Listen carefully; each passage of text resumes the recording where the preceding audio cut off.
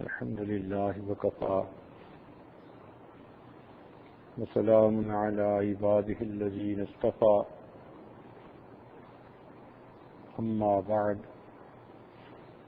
أعوذ بالله من الشيطان الرجيم بسم الله الرحمن الرحيم لقد كان لكم في رسول الله أسوة حسنة سبحان ربك رب العزة عما يصفون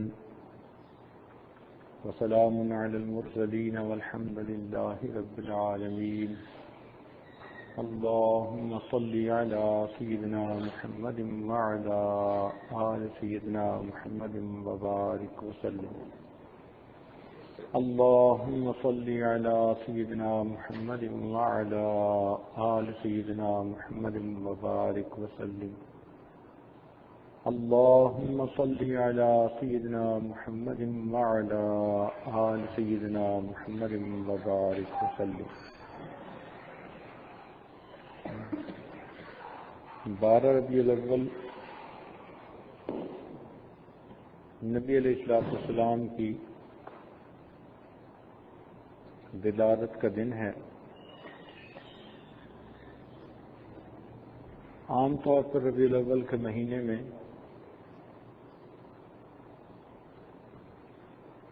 نبی علیہ السلام کی سیرت مبارکہ کا تذکرہ کیا جاتا ہے۔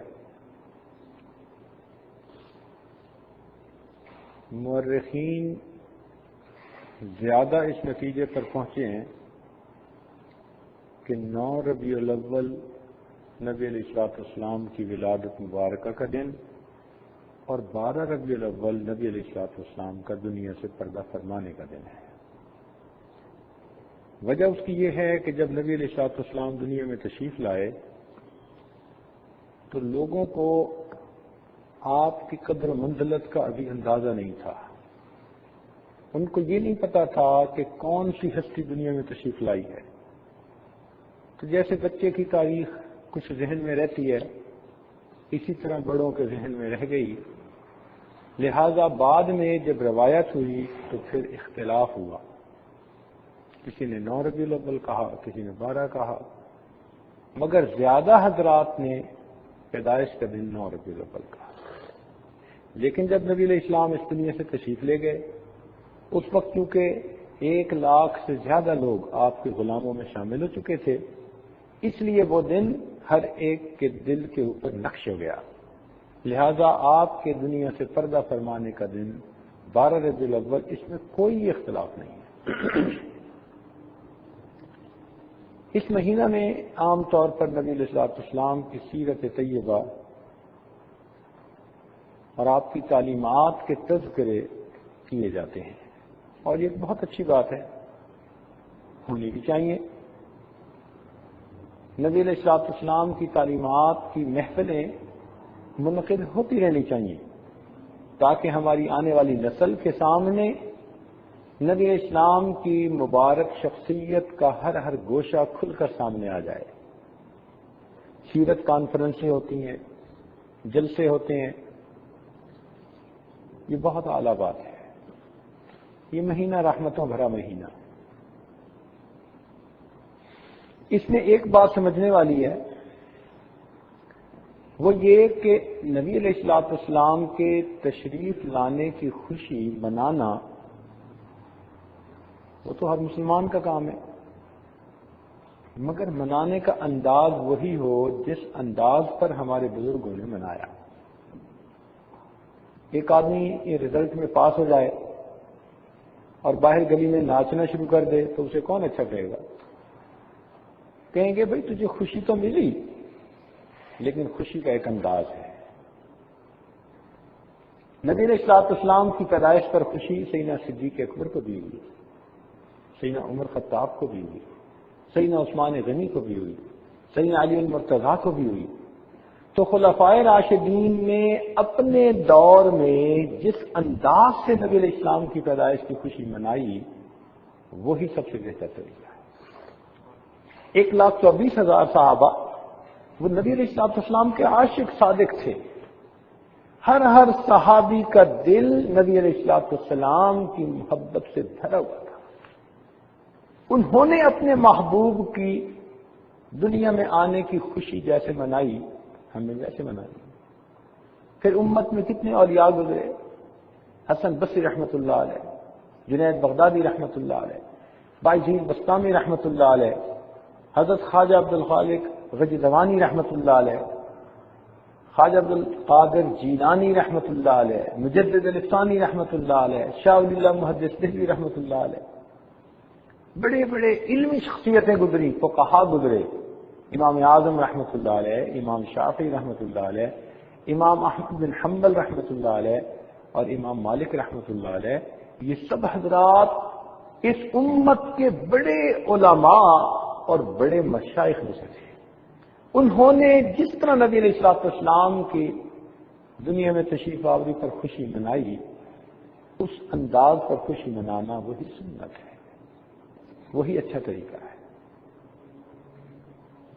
ایک موٹی سی بات ذہن میں رکھیے کہ اگر کسی کے شیخ اس کے گھر میں آئیں تو گھر کے لوگوں کو خوشی ہوتی ہے، مگر بچوں کی خوشی اور انداز کی ہوتی ہے اور بڑوں کی خوشی اور انداز کی.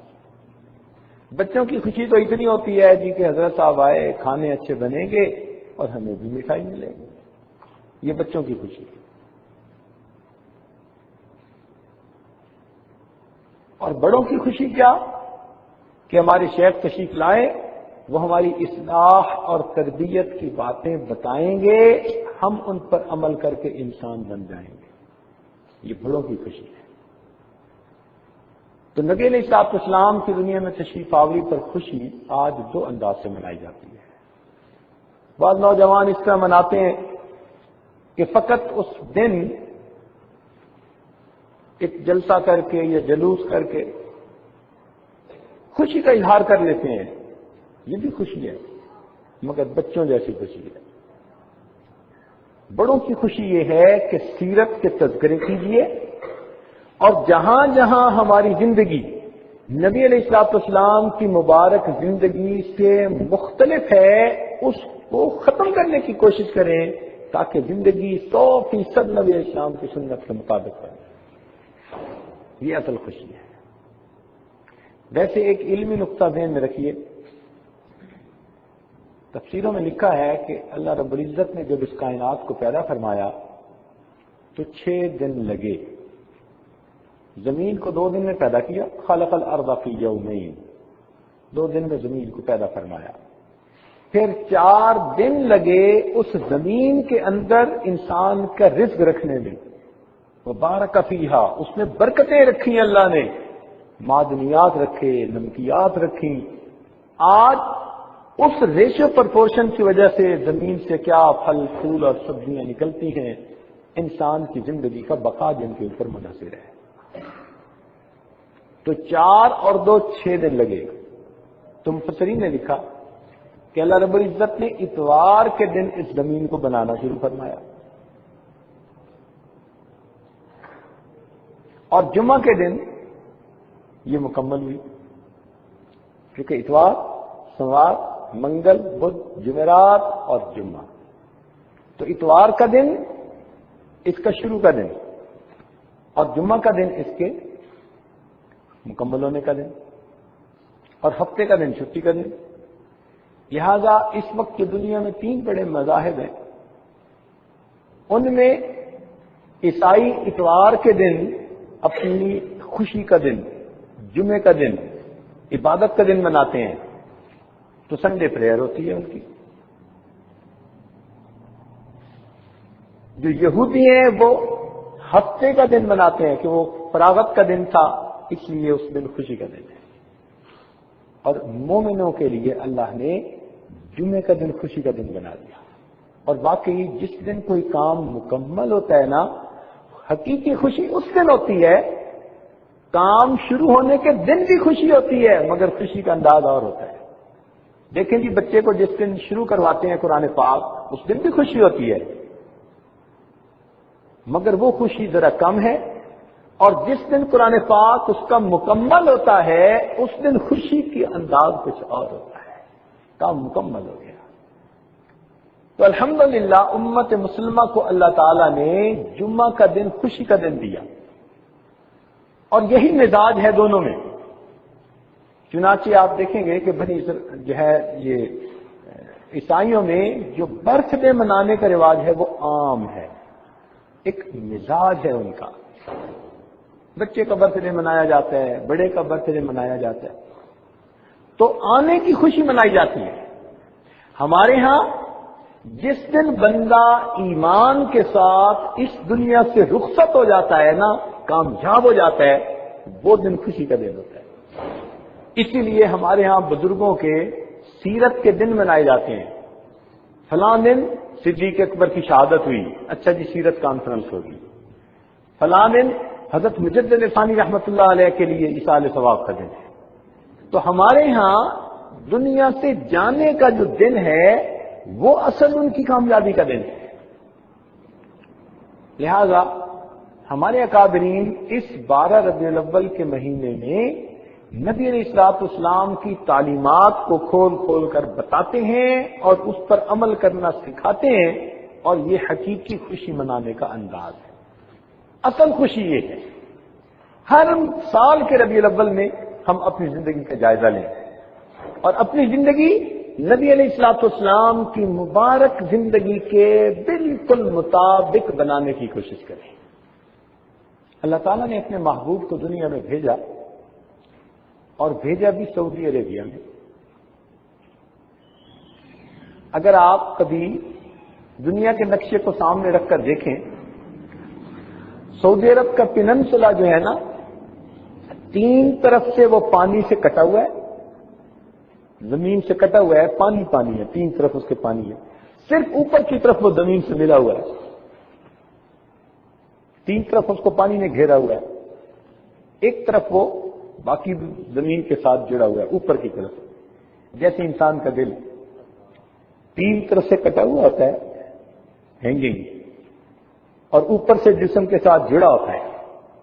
جیسے انسان کا دل دھڑکتا ہے، ایسے ہی انسان کی قیام کا زندگی کا سبب بنتا ہے۔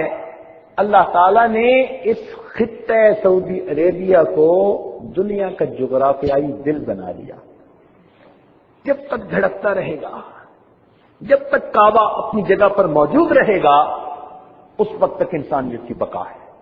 چنانچہ نبی اسلام نے فرمایا کہ قرب قیامت کی بڑی علامات میں سے ایک علامت یہ ہے کہ کعبے کو گرا دیا جائے گا، یہ آخری علامت ہوگی یعنی پھر قیامت کی، اس کے بعد پھر قیامت آ جائے۔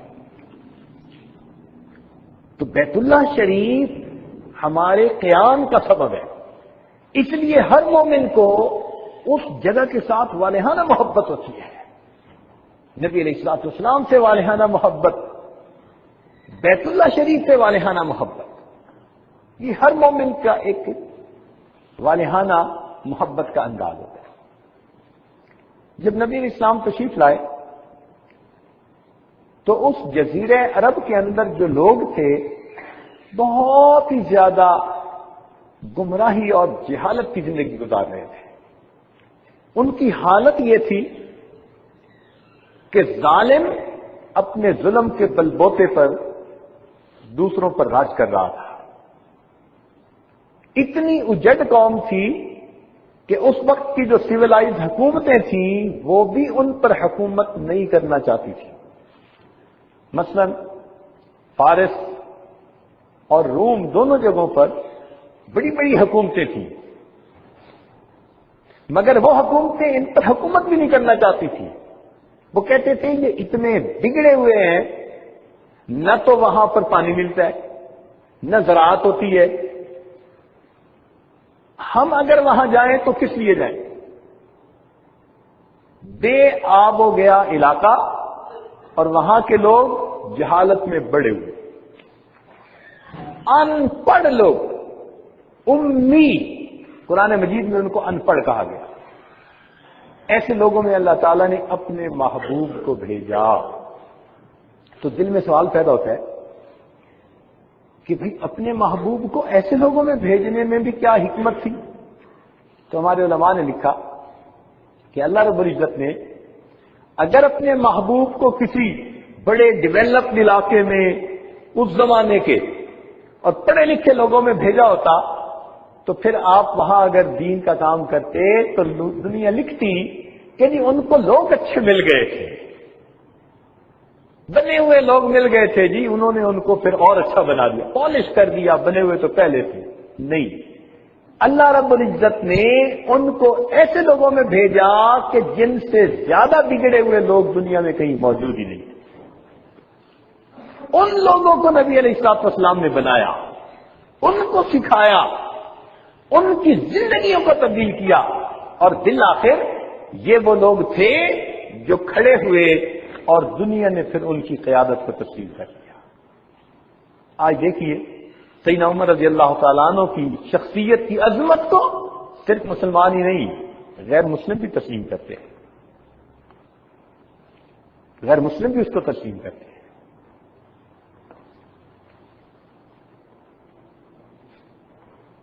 چنانچہ ایک انگریز مورخ لکھتا ہے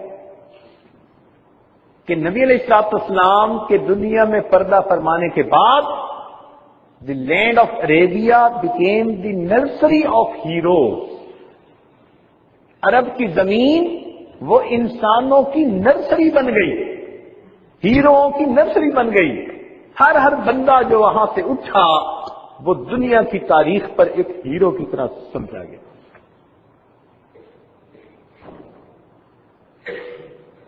نبی علیہ الصلوۃ والسلام کی مبارک زندگی میں جو نبوت کی زندگی ہے، نہ تو آپ نے کبھی باہر کا سفر کیا کہ کہیں نبوت کی زندگی میں آپ باہر ملکوں میں تشریف لے گئے ہو، اور نہ آپ کی زندگی میں آپ کے صحابہ آپ کو چھوڑ کر کہیں اور گئے۔ حبشہ گئے تھے ہجرت کے لیے، وہ بھی ابتدا تھی، وہاں سے واپس آ گئے، مگر روم اور فارس نہیں گئے۔ ایک صحابی کے بارے میں آتا ہے کہ عبرانی زبان میں اس وقت لکھا جاتا تھا تو مسلمانوں کو زبان نہیں آتی تھی، تو جب نبی علیہ الصلوۃ والسلام کے خطوط لکھے جانے تھے انہوں نے عرض کیا اللہ کے نبی مجھے اجازت دیجیے میں جا کے یہ سریانی زبان سیکھ کے آتا ہوں۔ تو وہ گئے اور چند دنوں کے اندر سیکھ کر واپس آئے، مگر کوئی اکنامکس پڑھنے نہیں گیا، کوئی مینجمنٹ سائنسز پڑھنے نہیں گیا، کوئی جا کر وہاں اور ایسی بات نہیں پڑھنے گیا کہ ہم اپنے ماحول معاشرے کو کیسے ایڈوانسمنٹ دے سکتے ہیں۔ یہ لوگ بگڑے ہوئے تھے مگر نبی علیہ الصلوۃ والسلام کے قدموں میں جڑے رہے، اور جب آپ نے وفات پائی تو یہ دنیا کی عظیم شخصیتیں بنے۔ یہ اس بات کا ثبوت ہے کہ نبی علیہ الصلوۃ والسلام کی تعلیمات نے اتنے بگڑے لوگوں کو اتنی بلندی عطا فرما دی۔ تو یہ محبوب محسن انسانیت کی تعلیمات، جنہوں نے انسانوں کو انسان بننے کا طریقہ سکھایا، آدمی کو آدمیت سکھائی، ایسی تعلیمات دی کہ جن تعلیمات پر عمل کرنے والے ان بندوں کو وہ بلندیاں ملی کہ اس دنیا میں ان پر فرشتوں کا سلام آیا کرتا ہے۔ ایسی زندگی ملی۔ اگر تاریخ پر نظر ڈالی جائے تو ہمیں تاریخ میں بڑے بڑے مشاہیر، فیمس پرسنالٹیز ہسٹری کے اندر وہ ملیں گی جنہوں نے بڑے بڑے سگنیفیکنٹ کام کیے اور لوگوں کی زندگیوں پہ ان کے بڑے اثرات۔ آپ اگر غور کریں تو آپ کو سائنسدانوں میں آئنسٹائن کا نام ملے گا، نیوٹن کا نام ملے گا، ڈرامے لکھنے والوں میں شیکسپیئر کا نام ملے گا، پوئٹری میں ورڈزورتھ کا نام ملے گا، اور اسی طرح جنگجو لوگوں میں آپ کو بڑے بڑے جنگجو لوگوں کے نام ملیں گے، بادشاہوں کے نام ملیں گے، مگر ایک چیز ان سب کے اندر کامن ملے گی، سب میں کامن۔ وہ کیا بات؟ کامن چیز یہ ملے گی کہ ان کے زندگی کے اگر آخری ایام کو آپ اسٹڈی کریں تو کہیں نہ کہیں لکھا ہوگا، انہوں نے خود اپنی زبان سے کہا ہوگا یا ان کے بعد ان کے شاگردوں نے، قریب والوں نے کہا ہوگا کہ جی وہ کرنا تو بہت کچھ چاہتے تھے مگر مہلت نہ ملی تو وہ اپنا کام کر نہ سکے۔ مثال کے طور پر ابو علی سینا منطق اور فلسفہ میں بڑا نمایاں بندہ گزرا،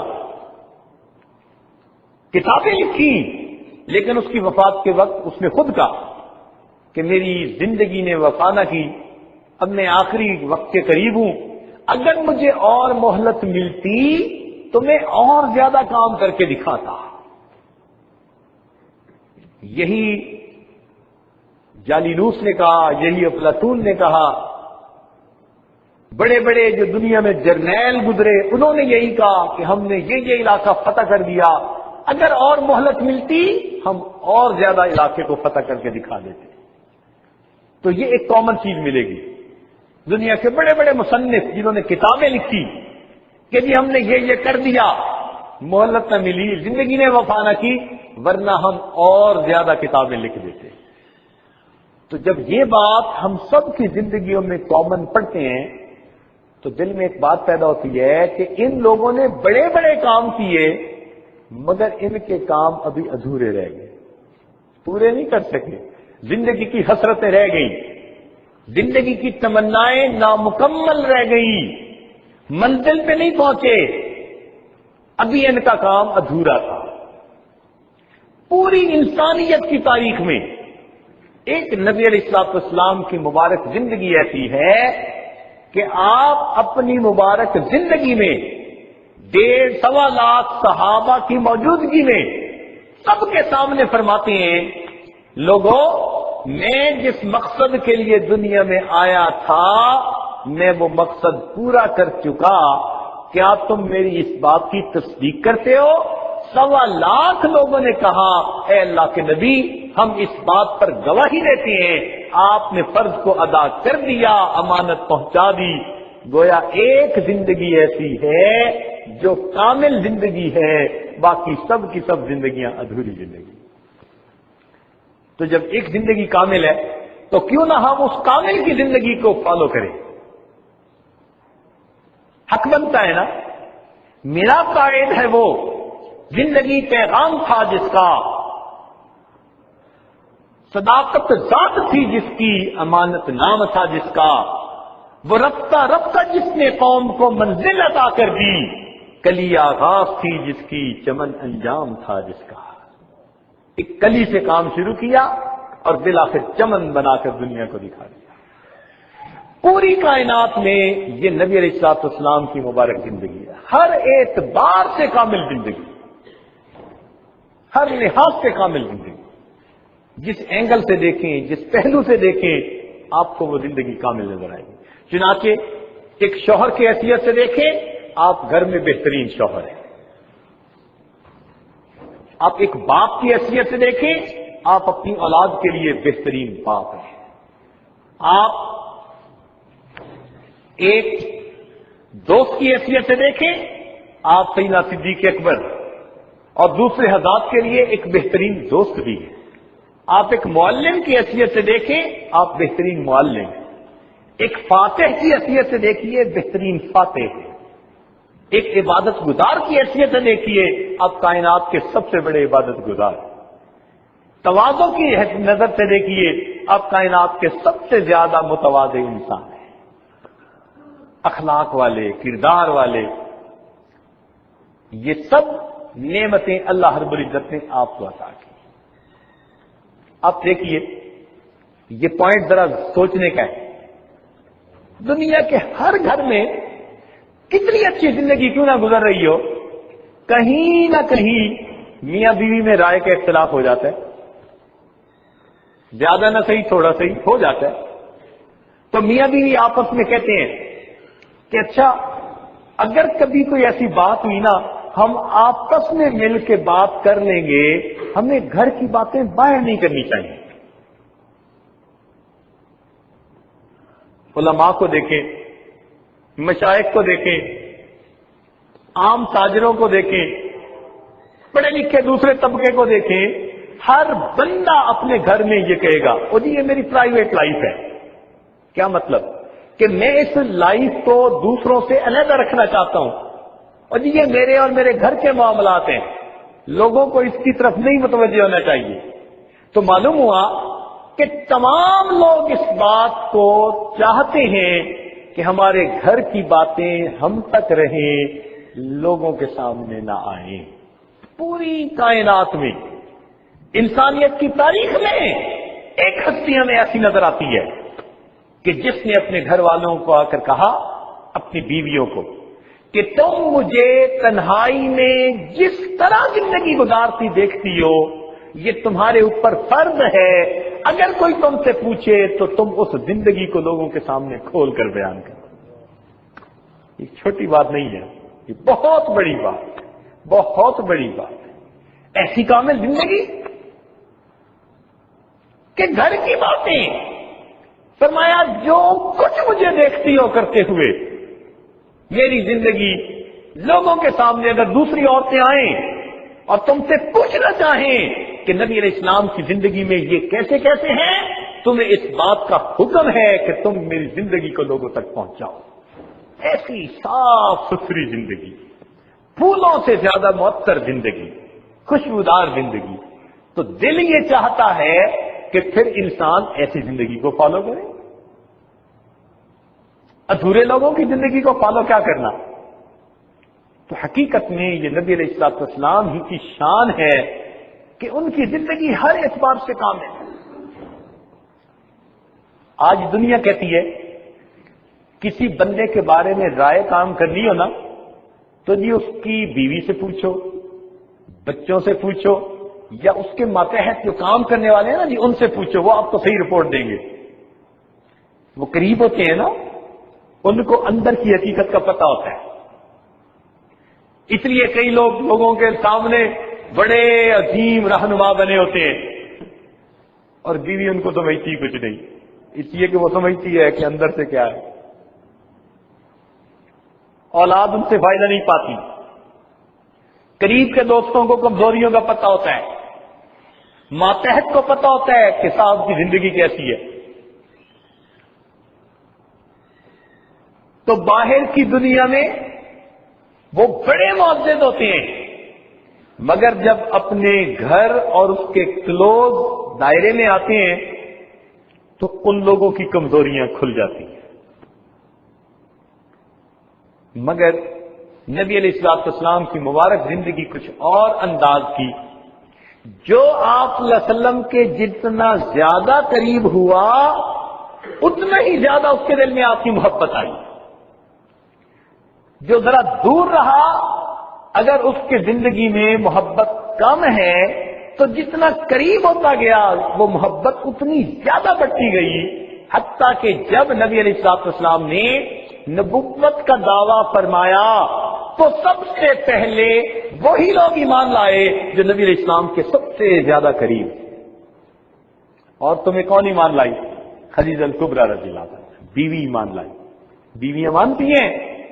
نہیں مانتی، الا ماشاء اللہ، جس کی زندگی نبی علیہ السلام کی سنت کے مطابق ہوگی ان کی بیویاں پھر ان کی بات ماننے والی ہوگی۔